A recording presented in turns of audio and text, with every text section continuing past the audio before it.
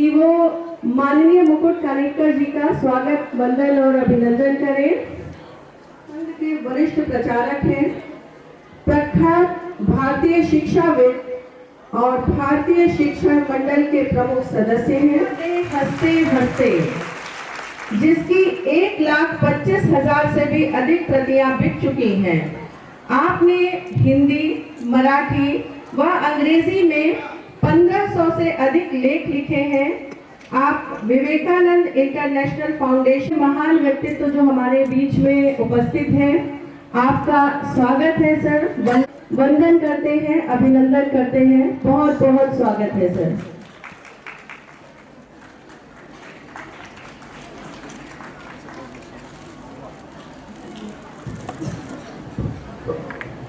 निमाई पाठशाला के संस्थापक हैं। आप एक पूर्व राष्ट्रीय स्तर की हॉकी खिलाड़ी भी रही हैं और उन्होंने इसमें मास्टर्स की डिग्री भी प्राप्त की है। उन्होंने ऑक्सफोर्ड यूनिवर्सिटी से बिजनेस मैनेजमेंट में मास्टर्स की डिग्री प्राप्त की है। निमाई पाठशाला के माध्यम से वह भारतीय संस्कृति और शिक्षा का प्रचार प्रसार करती है। जी मैम।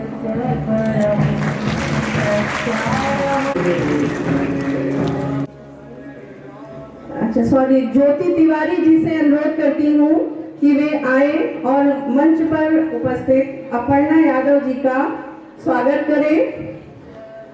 आज इस कल्याणी कार्यक्रम जिनका जीवन समाज सेवा, महिला सशक्तिकरण और राष्ट्र के निर्माण के संकल्प से जुड़ा हुआ है।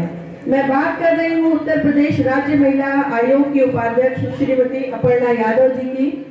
आपका व्यक्तित्व नारी गरिमा, नेतृत्व क्षमता और सकारात्मक परिवर्तन का प्रतीक है। आपने समाज में विभिन्न वर्गों, विशेषकर महिलाओं, बेटियों और वंचितों की आवाज के लिए प्रेरणा स्रोत है। अभिनव भारत व्यास के कल्याणी कार्यक्रम जो स्वयं नारी शक्ति के जागरण और सम्मान का प्रतीक है, आज आपके स्वागत से और भी गौरवमय हो रहा है। हम सब आपके अनुभवों, विचारों और मार्गदर्शन से लाभान्वित होने के लिए उत्सुक हैं। आदरणीय अपर्णा यादव जी, हम सब कल्याण जितने इंटरव्यू होते हैं, रिटर्न परीक्षा सिलेक्ट करके आने वालों में 80% से अधिक बच्चियां होती है, महिलाएं होती है। तो इसमें जब हम इंटरव्यू ले रहे होते हैं, उनका नाम ममता दीदी है, ममता दीदी ने बताया जब हम इंटरव्यू ले रहे होते हैं तो सारी लड़कियां सिलेक्ट हो रही होती है। एक आधा कोई लड़का आता है जो थोड़ा सा होनहार है, अच्छा है, तो मैं मेरे दोनों भाई जो साथी है पब्लिक सर्विस कमीशन में, उनको पूछती हूँ, बहुत बेटी बचा ली, अभी एक आध बेटा भी बचा ले।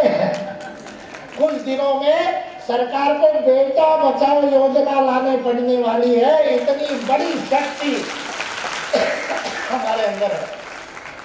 इसलिए मेरा आप लोगों से यह अनुरोध है कि अपनी शक्ति को पहचाने, अपने जीवन में अपने माँ होने का, अपने महिला होने का, अपने नारी होने का गर्व ले और उस गर्व के साथ अपने जीवन को बनाए, क्योंकि सृजन करने की शक्ति आपके साथ है, संसार का पालन पोषण करने की शक्ति आपके साथ है।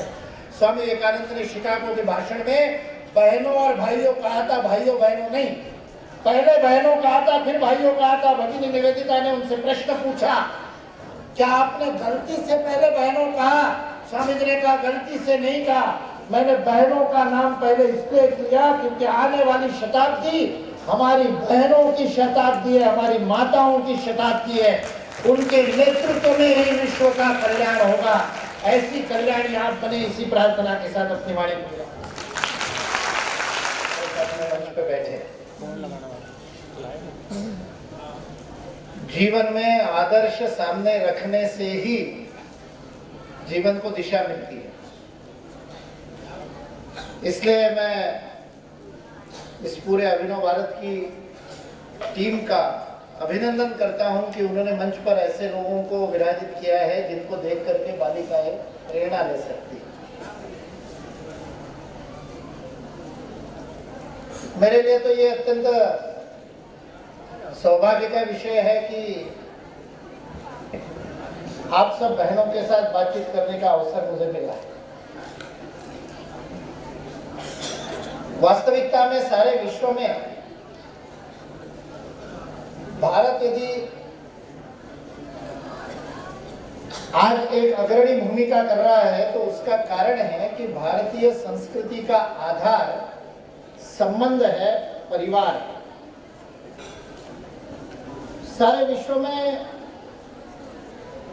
इंडिविजुअल को, व्यक्ति को केंद्र में मानकर के विकास की सारी धारणाएं बनी और उसके कारण प्रतिस्पर्धा के आधार पर विकास करने का प्रयास हुआ। भारतीय संस्कृति संबंधों की संस्कृति। भारतीय संस्कृति में संबंध ही संस्कार देते हैं। इसलिए हमारा प्रकृति के साथ भी संबंध जोड़ा जाता है। हम नदियों को माताओं के रूप में देखते हैं। हमारे यहाँ प्राणियों के साथ भी संबंध है। एक परिवार में मैं भोजन कर रहा था, 7वीं कक्षा का बालक, साथ में घर का बच्चा मेरे को कहता है कि भैया जी मैं आपको एक पहेली पूछना चाहता हूँ। मुझे बड़ा आनंद हुआ कि बालक, पहेली पूछने वाले बालक आज भी उपस्थित है। मैंने कहा आपका विद्यालय का नाम बताओ, क्योंकि ऐसे विद्यालय में आप पढ़ते हो जिस विद्यालय में आज भी पहेलियां पूछी जाती है। क्योंकि जब से मोबाइल आ गया तब से मनोरंजन के साधन इतने बदल गए कि पहेली पूछना भूल ही गए। हम उस पीढ़ी के, जिस पीढ़ी के बाल्यकाल में मोबाइल नहीं था, तो हमको अंताक्षरी और पहेली बूझने जैसे मनोरंजन के साधनों का उपयोग करना पड़ता था। और पहेली बूझने में मस्तिष्क का विकास ऐसा होता है कि एक बार पहेली बूझो तो वही पहेली दूसरी बार नहीं बूझ सकते, क्योंकि उत्तर पता चल जाता है, तो दूसरी बार कुछ अलग सोचना पड़ता है। इसलिए क्रिएटिविटी, क्रिटिकल थिंकिंग, सोचने की कला, ये सब उससे बढ़ती। उस बालक ने मेरे को पहेली पूछी और बड़ी सरल सी पहेली थी। मैंने जैसे बताया संबंधों की संस्कृति और संबंधों के बारे में ही थी। उस बालक ने प्रश्न पूछा कि गाय की बहन कौन? तो मुझे बड़ा आश्चर्य लगा, बड़ा अटपटा सवाल लगा, लेकिन पहेली होती है ऐसी है। सबसे पहला उत्तर मेरे मन में आया तो मैंने उत्तर दिया भैंस। तो उसने कहा नहीं, भैंस कैसे होगी, भैंस तो नहीं होती, आप सिद्ध करो भैंस कैसे होती। मैंने कहा ये भी दूध देती है, वो भी दूध देती है, तो दूध तो बकरी भी देती है। तो उसने मेरी बात को खारिज कर दिया। मैंने और दे उत्तर दिए, बात नहीं मानी। और पहेली पूछने वाला व्यक्ति तभी आनंदित होता है जब उसको कहा जाए कि हार गया। जब मैंने कहा कि अच्छा मैं हार गया, तुम उत्तर बताओ, तो बड़ा प्रसन्न हुआ। माँ को कहने लगा कि देखो मुकुल भैया हार गए। मैंने कहा उत्तर तो बताओ, और उसने उत्तर बताया, बड़ा विचित्र था। उसने कहा गाय की बहन बिल्ली होती है। तो मैं आश्चर्य में पड़ गया। 12वीं में पढ़ा हुआ जूलॉजी याद आया। मैंने कहा दोनों की फैमिली अलग है। जूलॉजी में बताया हमको गाय बोवाइन फैमिली की होती है और ये फेलाइन फैमिली की होती है। मैंने कहा दोनों की फैमिली भी अलग है, तुमने बहन कैसे बता दिया? तो उसने कहा बहुत सरल है, गाय हमारी माँ है और बिल्ली मौसी है, तो बिल्ली गाय की बहन हो गई। ये संबंधों की संस्कृति है। यहाँ पर अजनबी व्यक्ति को भी बिना संबंध के नहीं पुकारा जाता। सड़क पर चलते हुए भी किसी व्यक्ति से बात करनी हो तो भैया कहेंगे, दादा कहेंगे, मौसा कहेंगे, ताऊ कहेंगे, बहन जी कहेंगे, माता जी कहेंगे। इस देश में महिला को औरत कहना गलत है, क्योंकि बिना संबंध के महिला को देखा नहीं जाता। ये संबंध ही इस संस्कृति को महान बनाते हैं और इन संबंधों ने इस संस्कृति को सारे विश्व में देखा। इसलिए परिवार उसका आधार रहा और आज भी संबंधों को, संस्कृति को, परिवार को किसी ने बचा करके रखा है तो वो माँ ने बचा रखा है। और इसलिए कल्याणी की सबसे बड़ी शक्ति उसको सबको संस्कारित करने का जो एक वरदान मिला है। भगवान श्री कृष्ण भगवद गीता के 10वें अध्याय में सारे विश्व में जो प्रभु की शक्ति है, विभूति है, यानी ईश्वर किस किस रूप में कहाँ कहाँ विराजमान है वो बताते हैं। प्रत्येक में जो जो श्रेष्ठ है वो मैं हूं ऐसा बताते हैं। स्थावराणाम हिमालय, जो पर्वत है उन पर्वतों में मैं हिमालय हूं, धनुर्धरों में धनंजय हूं, ऐसा सब बताते हैं। वो बताते समय ईश्वरीय शक्ति नारी में कैसे विद्यमान है ये बताते समय भगवान श्री कृष्ण एक बात से नहीं कह सकते कि भगवान अपने आप को नारी में कैसे प्रकट करता है, महिला में कैसे प्रकट करता है। भगवान श्री कृष्ण को 7 गुण बताने पड़े। इसलिए भगवत गीता का वो श्लोक है, कीर्ति श्रेष्ठ वाक नारी नाम स्मृतिर मेधा धृति क्षमा। नारियों में इन 7 गुणों के रूप में ईश्वर विद्यमान है। कीर्ति, एक बहना, एक महिला, एक छोटी बच्ची भी कोई भी कार्य करती है तो उसका कार्य अधिक प्रसारित होता है। आजकल की भाषा में बोला जाए तो इंस्टाग्राम में बहनों की रीलें ज्यादा प्रसिद्ध होती है, ज्यादा फॉलोअरशिप मिलती है, क्योंकि कीर्ति आपका गुण है, उसका सदुपयोग करना सीखिए, दुरुपयोग नहीं। अभी अपर्णा जी आपको बताने वाली है साइबर सिक्योरिटी के बारे में। मैंने रील की बात दीदी इसीलिए निकाली क्योंकि हम क्या पोस्ट करते हैं, कौन सी फोटो डालते हैं, समाज के सामने क्या प्रकट करते हैं। कीर्ति जो हमारा गुण है वह गुण हमारी कमजोरी न बन जाए, इस बात के लिए ध्यान देने की आवश्यकता है। श्री का अर्थ होता है लक्ष्मी, श्री का अर्थ होता है ऐश्वर्य, श्री का अर्थ होता है समृद्धि। और केवल समृद्धि नहीं, संस्कारों के साथ जो समृद्धि होती है उसको श्री कहते हैं। जो श्रेय की ओर ले जाते हैं वो श्री होती है। इसलिए आज भी अधिकतर घरों में हमारी माताएं ही फाइनेंस मिनिस्टर होती है। भारत की भी फाइनेंस मिनिस्टर एक माँ है। और इसलिए भारत विश्व में 3 नंबर पे, 4 नंबर पे विश्व का सबसे समृद्ध देश बन रहा है, क्योंकि जो कुछ भी मिले उसमें से बचत करके परिवार को समृद्ध बनाने का काम मां करती है, क्योंकि श्री उसका गुण है। पुरुष व्यय करता है, स्त्री बचत करती है। इसलिए इस गुण का भी सदुपयोग करना चाहिए। धीरे धीरे इसके अंदर भी विकार आ रहा है और वही आपकी फिर रीलों के अंदर गंदगी परोस करके, और स्त्री पति पत्नी के संबंधों में भी पत्नी को खर्च करने वाला, व्यय करने वाला, शॉपिंग करने वाला, निरर्थक अधिक व्यय करने वाला ये दिखाया जाता है और उसका संस्कार हम सबके मन पर पड़ता है। जबकि स्त्री का वास्तविक गुण श्री है। जिस समय वो नोटबंदी हुई थी ना, उस नोटबंदी के समय हमारे किचन में से कहां से नोटें निकली थी, क्योंकि परिवार में बचाने का काम मां करती है। कीर्ति श्री। तीसरा गुण भगवान श्री कृष्ण ने बताया वाक शक्ति, वाणी की शक्ति, बोलने की शक्ति, वक्तृता की शक्ति। आप जो बोलते हैं उसका परिणाम होता है। सड़क पर चलने वाले और एक अनजान व्यक्ति को भी कोई बहना कुछ कह देगी तो वो उस बात को मानता है, क्योंकि आपके अंदर वाक की शक्ति है। ईश्वरीय वाणी की शक्ति महिला के अंदर है। स्मृति है, छोटी सी बात भी नहीं भूलती। अब ये स्मृति दुधारी तलवार है, छोटी सी बात न भूलने में। मुझे विषय दिया है मानसिक सशक्तिकरण का, इसलिए ये 7 गुण मैं बता रहा हूं। स्मृति में आपको तय करना है कि क्या स्मरण रखना है। आप अपनी शक्ति का स्मरण रखोगे, अच्छी बातों का स्मरण रखोगे और उसको बार बार अपने गुणों को और अपने विजय का स्मरण करोगे तो वो विजय का स्मरण आपको शक्ति प्रदान करेगा। लेकिन अपने साथ हुई किसी भी बुरी बात का, किसी ने कुछ कह दिया, किसी ने अपमान कर दिया, माँ ने डांट दिया, यदि बार बार उसी बात का स्मरण करोगे तो आपका मन कमजोर हो जाता है। इसलिए स्मृति शक्ति का भी सही उपयोग। मेधा, सोचने की क्षमता, इसमें भी मैं फिर से बता रहा हूं, रीलों में इतना गलत तरीके से बहनों को दिखाया जाता है। किसी भी, मैं तो देखता नहीं बहुत ज्यादा, लेकिन व्हाट्सएप के ग्रुप में आता है और बड़े संस्कारित ग्रुप में भी आता है, जिसमें बहनों को मूर्ख के रूप में दिखाया जाता है। मैं इतना ऑब्जेक्शन देता हूं। मेधा की शक्ति ईश्वर ने, कृष्ण ने कहा कि मेधा शक्ति नारी के अंदर है। और इसलिए भारत के सारे बोर्ड में, जितने भी शिक्षा के बोर्ड है, सब में टॉपर बहनें होती है। सारी कॉम्पिटिटिव एग्जाम में टॉपर, पिछले 12 वर्षों में से 8 बार IAS की टॉपर भी महिला रही है। जो प्रतिस्पर्धा, जहां जहां महिला को अवसर मिलता है, क्योंकि मेधा शक्ति है। धारणा शक्ति है, धृति शक्ति। ये धृति की शक्ति भी बड़ी जबरदस्त है, धैर्य की शक्ति बड़ी जबरदस्त है।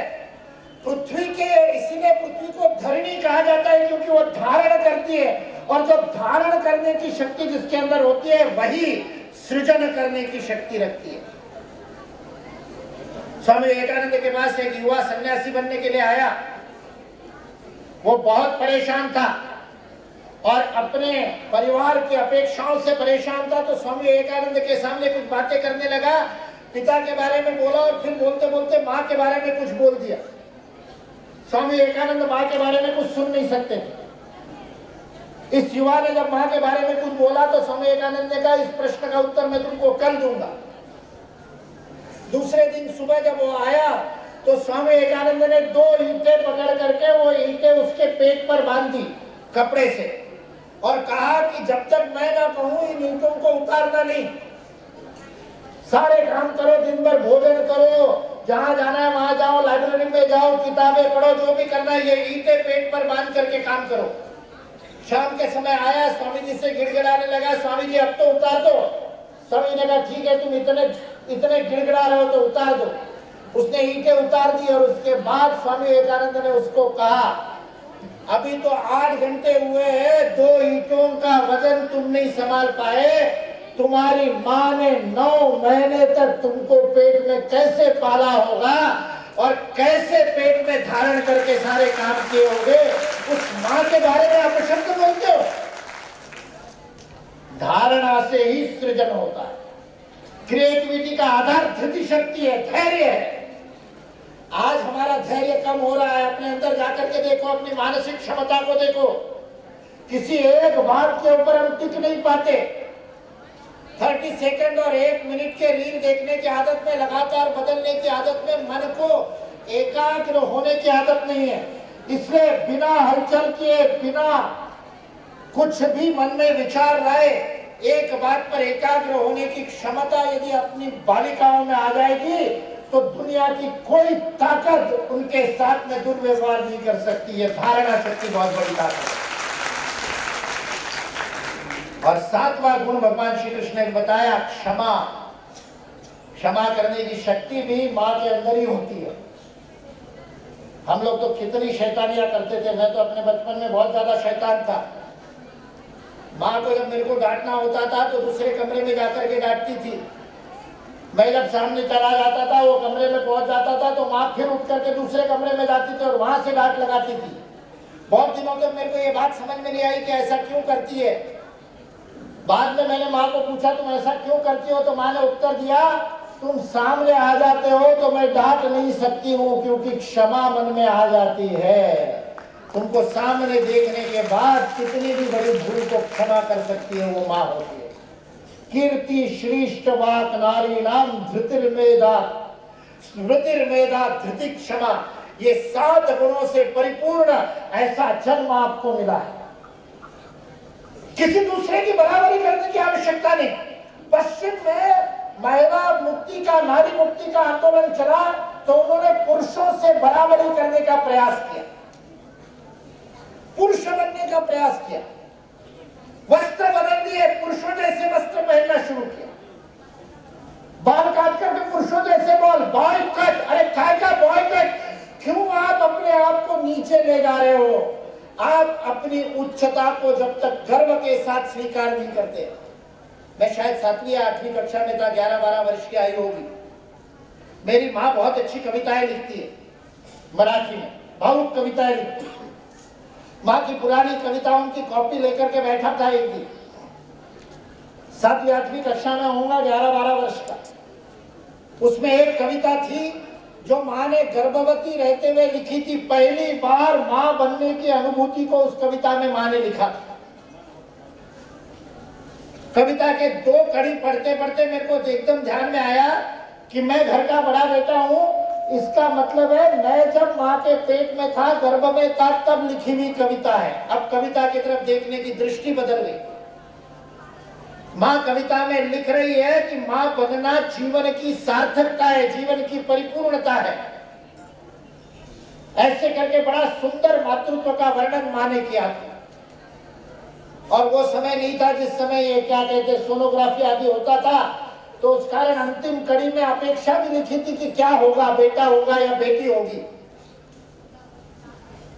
और मैं 1968 की बात बता रहा हूँ, आज से 56-57 वर्ष पहले माँ ने अपेक्षा लिखी थी कि मुझे लड़की हो, पुत्री हो, ऐसी अपेक्षा लिखी थी।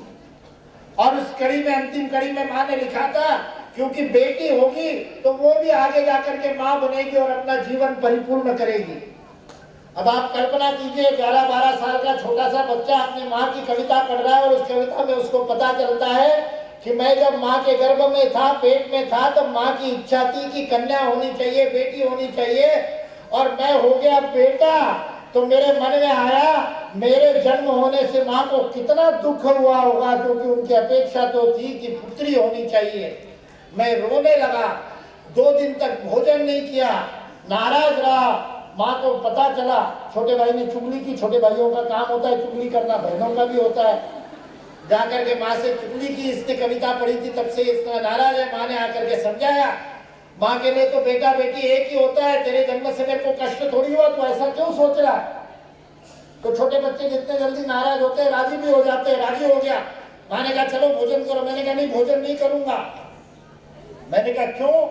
माँ ने कहा क्यों नहीं करोगे, तुमने मान तो लिया मैं तुमसे प्रेम करती हूँ। मैंने कहा उसके बारे में अभी शंका नहीं रही, बेटा होते हुए भी तुमने मेरे से प्रेम में कोई कमी नहीं की, हालांकि तुम बेटी चाहती थी, लेकिन बेटा हो गया तो भी प्रेम की कमी नहीं की, वो समस्या नहीं। लेकिन दूसरी समस्या है। बोले क्या समस्या है?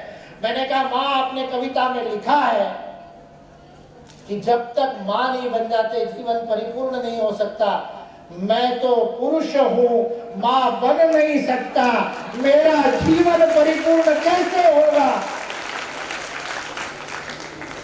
और तब मेरी माँ ने उत्तर दिया, और उस उत्तर ने मेरा जीवन बदल दिया। और आज जो मैं अपने जीवन को भारत माता को समर्पित करके राष्ट्र कार्य कर रहा हूँ और अनेक कार्यकर्ताओं के साथ में जीवन जी रहा हूँ, उनको संस्कारित करने का, लाखों लोगों को संस्कारित करने के काम में ईश्वर ने मुझे जो लगाया और अवसर दिया।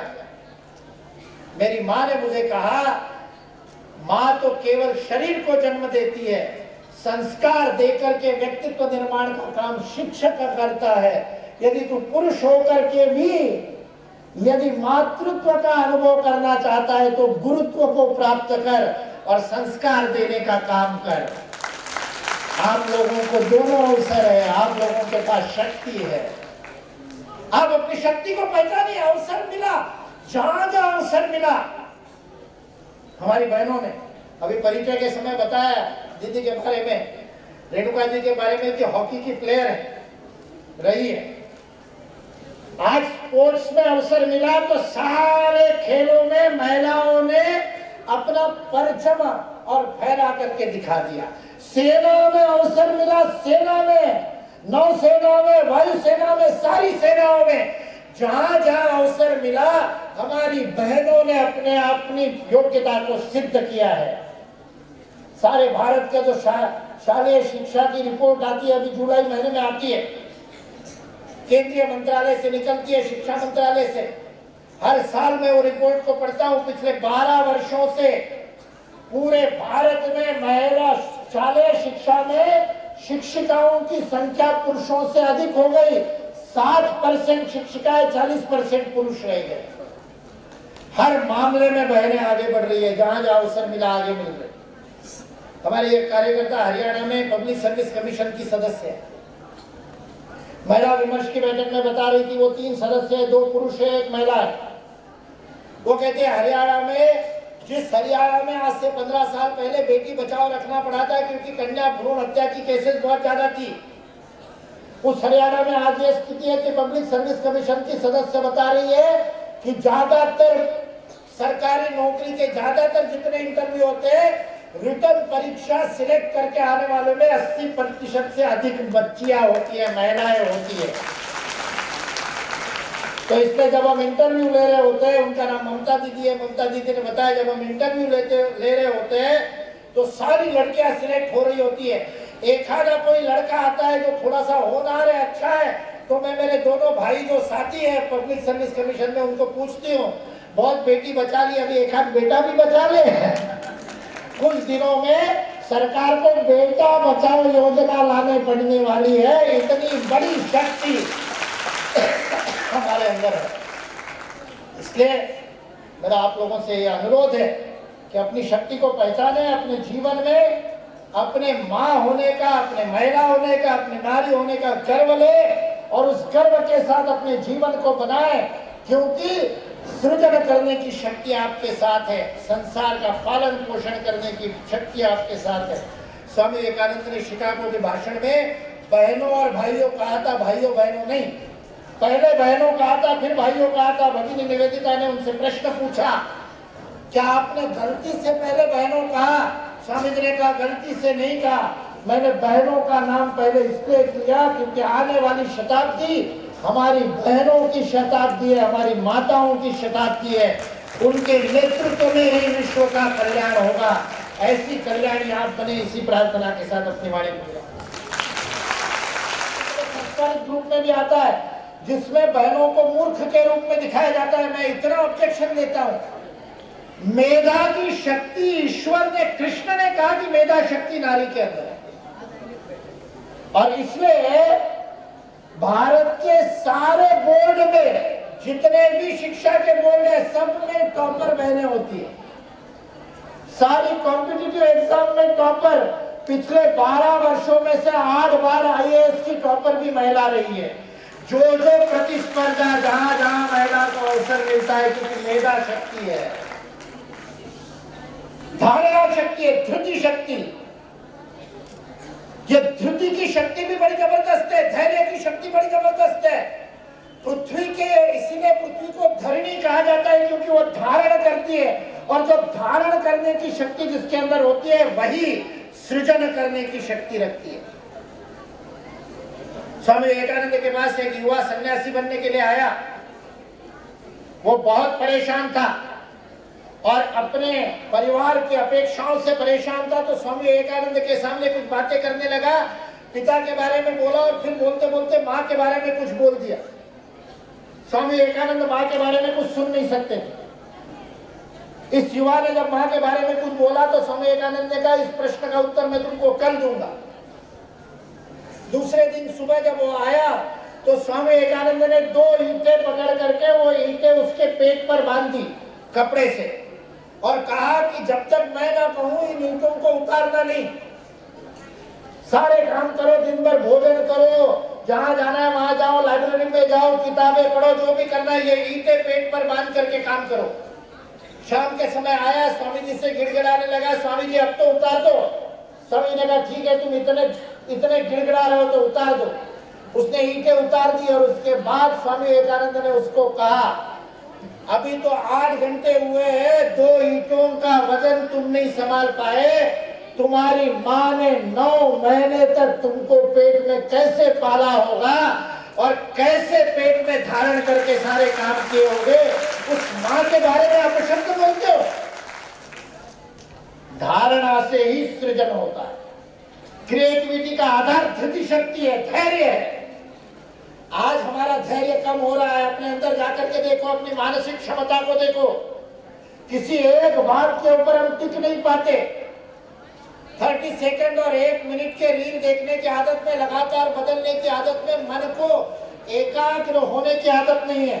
इसलिए बिना हलचल किए, बिना कुछ भी मन में विचार लाए, एक बात पर एकाग्र होने की क्षमता यदि अपनी बालिकाओं में आ जाएगी तो दुनिया की कोई ताकत उनके साथ में दुर्व्यवहार नहीं कर सकती है। धारणा शक्ति बहुत बड़ी ताकत है। और 7वां गुण भगवान श्री कृष्ण ने बताया, क्षमा। क्षमा करने की शक्ति भी माँ के अंदर ही होती है। हम लोग तो कितनी शैतानियां करते थे। मैं तो अपने बचपन में बहुत ज्यादा शैतान था। माँ को जब मेरे को डांटना होता था तो दूसरे कमरे में जाकर के डांटती थी। मैं जब सामने चला जाता था, वो कमरे में पहुंच जाता था, तो माँ फिर उठ करके दूसरे कमरे में जाती थी और वहां से डांट लगाती थी। बहुत दिनों तक मेरे को ये बात समझ में नहीं आई कि ऐसा क्यों करती है। बाद में मैंने माँ को पूछा, तुम ऐसा क्यों करती हो? तो माँ ने उत्तर दिया, तुम सामने आ जाते हो तो मैं डांट नहीं सकती हूँ, क्योंकि क्षमा मन में आ जाती है। तुमको सामने देखने के बाद कितनी भी बड़ी भूल को क्षमा कर सकती है वो माँ होती है। कीर्ति श्रेष्ठ वाक नारी नाम धृतिर्मेधा स्मृतिर्मेधा धृति क्षमा, ये 7 गुणों से परिपूर्ण ऐसा जन्म आपको मिला है। किसी दूसरे की बराबरी करने की आवश्यकता नहीं।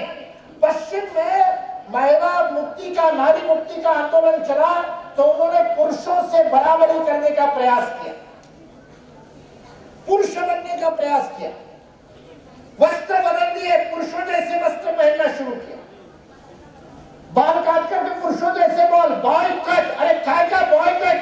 क्यों आप अपने आप को नीचे ले जा रहे हो? आप अपनी उच्चता को जब तक गर्व के साथ स्वीकार नहीं करते। मैं शायद 7वीं या 8वीं कक्षा में था, 11-12 वर्ष की आयु होगी।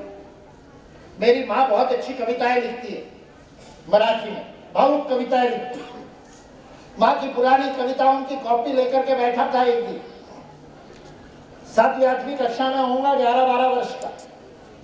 उसमें एक कविता थी जो माँ ने गर्भवती रहते हुए लिखी थी। पहली बार माँ बनने की अनुभूति को उस कविता में माँ ने लिखा था। कविता के 2 कड़ी पढ़ते पढ़ते मेरे को एकदम ध्यान में आया कि मैं घर का बड़ा बेटा हूँ। इसका मतलब है मैं जब माँ के पेट में था, गर्भ में था, तब लिखी हुई कविता है। अब कविता की तरफ देखने की दृष्टि बदल गई। माँ कविता में लिख रही है कि माँ बनना जीवन की सार्थकता है, जीवन की परिपूर्णता है। ऐसे करके बड़ा सुंदर मातृत्व का वर्णन माँ ने किया था। और वो समय नहीं था जिस समय ये क्या कहते सोनोग्राफी आदि होता था, तो उस कारण अंतिम कड़ी में अपेक्षा भी लिखी थी कि क्या होगा, बेटा होगा या बेटी होगी। और मैं 1968 की बात बता रहा हूँ, आज से 56-57 वर्ष पहले माँ ने अपेक्षा लिखी थी कि मुझे लड़की हो, पुत्री हो, ऐसी अपेक्षा लिखी थी। और उस कड़ी में, अंतिम कड़ी में माँ ने लिखा था क्योंकि बेटी होगी तो वो भी आगे जाकर के माँ बनेगी और अपना जीवन परिपूर्ण करेगी। अब आप कल्पना कीजिए, 11-12 साल का छोटा सा बच्चा अपनी माँ की कविता पढ़ रहा है और उस कविता में उसको पता चलता है कि मैं जब माँ के गर्भ में था, पेट में था, तब माँ की इच्छा थी कि कन्या होनी चाहिए, बेटी होनी चाहिए, और मैं हो गया बेटा। तो मेरे मन में आया मेरे जन्म होने से माँ को कितना दुख हुआ होगा, क्योंकि उनकी अपेक्षा तो थी कि पुत्री होनी चाहिए। मैं रोने लगा, 2 दिन तक भोजन नहीं किया, नाराज रहा। माँ को पता चला, छोटे भाई ने चुगली की। छोटे भाइयों का काम होता है चुगली करना, बहनों का भी होता है। जाकर के माँ से चुगली की, इसने कविता पढ़ी थी, तब से इतना नाराज है। माँ ने आकर के समझाया, माँ के लिए तो बेटा बेटी एक ही होता है, तेरे जन्म से मेरे को कष्ट थोड़ी हुआ, तो ऐसा क्यों सोच रहा है? तो छोटे बच्चे जितने जल्दी नाराज होते हैं राजी भी हो जाते हैं। राजी हो गया। माँ ने कहा चलो भोजन करो। मैंने कहा नहीं, भोजन नहीं करूंगा। मैंने कहा क्यों? माँ ने कहा क्यों नहीं करोगे? तुमने मान तो लिया मैं तुमसे प्रेम करती हूँ। मैंने कहा उसके बारे में अभी शंका नहीं रही। बेटा होते हुए भी तुमने मेरे से प्रेम में कोई कमी नहीं की, हालांकि तुम बेटी चाहती थी, लेकिन बेटा हो गया तो भी प्रेम की कमी नहीं की, वो समस्या नहीं। लेकिन दूसरी समस्या है। बोले क्या समस्या है? मैंने कहा माँ आपने कविता में लिखा है कि जब तक माँ नहीं बन जाते जीवन परिपूर्ण नहीं हो सकता। मैं तो पुरुष हूँ, माँ बन नहीं सकता, मेरा जीवन परिपूर्ण कैसे होगा? और तब मेरी माँ ने उत्तर दिया और उस उत्तर ने मेरा जीवन बदल दिया। और आज जो मैं अपने जीवन को भारत माता को समर्पित करके राष्ट्र कार्य कर रहा हूँ और अनेक कार्यकर्ताओं के साथ में जीवन जी रहा हूँ, उनको संस्कारित करने का, लाखों लोगों को संस्कारित करने के काम में ईश्वर ने मुझे जो लगाया और अवसर दिया। मेरी माँ ने मुझे कहा, माँ तो केवल शरीर को जन्म देती है, संस्कार देकर के व्यक्तित्व निर्माण का काम शिक्षक करता है। यदि तू पुरुष होकर के भी यदि मातृत्व का अनुभव करना चाहता है तो गुरुत्व को प्राप्त कर और संस्कार देने का काम कर। आप लोगों को दोनों अवसर है, आप लोगों के पास शक्ति है। आप अपनी शक्ति को पहचानिए। अवसर मिला, जहां जहां अवसर मिला। हमारी बहनों ने अभी परिचय के समय बताया दीदी के बारे में, रेणुका जी के बारे में, कि हॉकी की प्लेयर है, रही है। आज स्पोर्ट्स में अवसर मिला तो सारे खेलों में महिलाओं ने अपना परचम और फहरा करके दिखा दिया। सेना में अवसर मिला, सेना में, नौसेना में, वायुसेना में, सारी सेनाओं में जहां जहां अवसर मिला हमारी बहनों ने अपनी योग्यता को सिद्ध किया है। सारे भारत का जो शालेय शिक्षा की रिपोर्ट आती है, अभी जुलाई महीने में आती है, केंद्रीय मंत्रालय से निकलती है, शिक्षा मंत्रालय से। हर साल मैं वो रिपोर्ट को पढ़ता हूं। पिछले 12 वर्षों से पूरे भारत में महिला शालेय शिक्षा में शिक्षिकाओं की संख्या पुरुषों से अधिक हो गई। 60% शिक्षिकाएं, 40% पुरुष रह गए। हर मामले में बहनें आगे बढ़ रही है, जहां जहां अवसर मिला आगे मिल रही। हमारे एक कार्यकर्ता हरियाणा में पब्लिक सर्विस कमीशन की सदस्य है। महिला विमर्श की बैठक में बता रही थी, वो 3 सदस्य है, 2 पुरुष है, 1 महिला है। वो कहते हैं हरियाणा में, जिस हरियाणा में आज से 15 साल पहले बेटी बचाओ रखना पड़ा था क्योंकि कन्या भ्रूण हत्या की केसेस बहुत ज्यादा थी, उस हरियाणा में आज ये स्थिति है कि पब्लिक सर्विस कमीशन की सदस्य बता रही है कि ज्यादातर सरकारी